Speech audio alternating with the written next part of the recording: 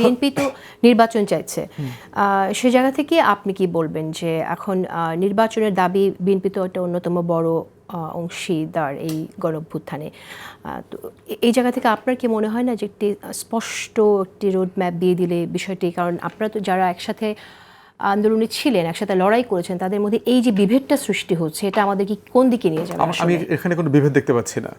রাজনৈতিক দল আকারে বিএনপির একটা নিজস্ব পলিটিক্স আছে, এবং সে যেহেতু typical petty bourgeois political party, সে তো একটা ক্ষমতার আকাঙ্ক্ষা আছে তার মধ্যে।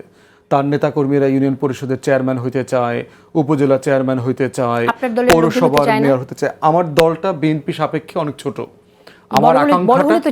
আমার আকাঙ্ক্ষাটা বিএনপি সাপেক্ষে অনেক ছোট।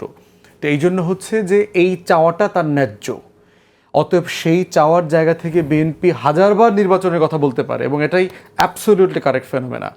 আবার এনসিপিও এটা বলতে পারে যে ডিসেম্বরে নির্বাচন দেবার মতো পরিবেশ নাই, নির্বাচন পিছাইতে হবে, এটা সে বলতে পারে, কোনো সমস্যা নাই। একটি জিনিস আমি আপনার কাছে একটু বুঝতে চাই, সেটা হচ্ছে যে দল সম্পর্কে যখন আমরা কথা বলি, বিশেষ করে নির্বাচন সম্পর্কে যখন কথা বলি, তখন আমরা দেখি যে দলের চাওয়া আকাঙ্ক্ষার জায়গাগুলো যদি দেখি, তাহলে এনসিপির দিক থেকে আমরা সংস্কারের কথা আমরা শুনছি, নির্বাচন পিছিয়ে দেওয়ার কথা শুনছি, এবং এবি পার্টিও কিন্তু একই টোনেই কথা বলছে। আপাত দৃষ্টিতে মনে হয় যেন সরকার বেশি দিন থাকলে এনসিপির এবং এবি পার্টির ভালো হয়, কিন্তু আমি এনসিপির কথা, নতুন দল একটু বাদ রাখি, আমি আপনাদের কথা জানতে চাই।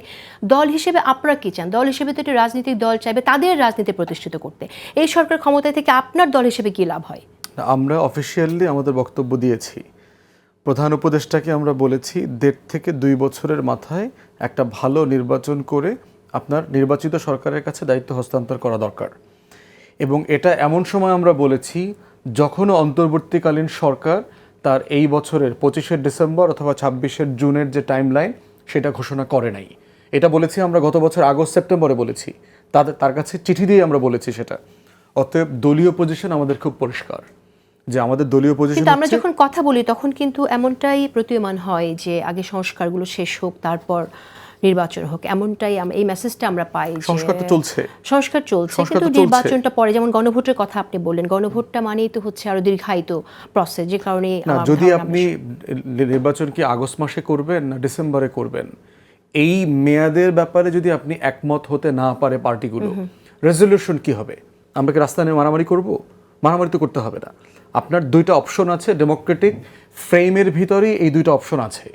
ইদার হচ্ছে ডায়ালগ, আপনি ঐক্যমত কমিশনের মাধ্যমে সবাইকে ডেকে আলোচনা করে সিদ্ধান্ত নেবেন, অথবা আপনি জনগণের কাছে দিয়ে দেবেন যে আমি কি আগস্টে নির্বাচন করব, ডিসেম্বরে নির্বাচন করব, ফেব্রুয়ারিতে নির্বাচন করব, জনগণ মতামত দেখ না। আপনি কি মনে করেন যে এই চাওয়াটা তো দীর্ঘদিন ধরেই এটা আমরা এই দাবিটা আসছে বিএনপির দিক থেকে, কিন্তু আমরা ডিসেম্বর অথবা জুন, কম সংস্কার বেশি সংস্কার, এই শব্দ গুচ্ছের মধ্যে আটকে আছি? ঠিক স্পষ্ট একটা রোডম্যাপ কেন? আমার কাছে মনে হচ্ছে যথেষ্ট স্পষ্ট। খুব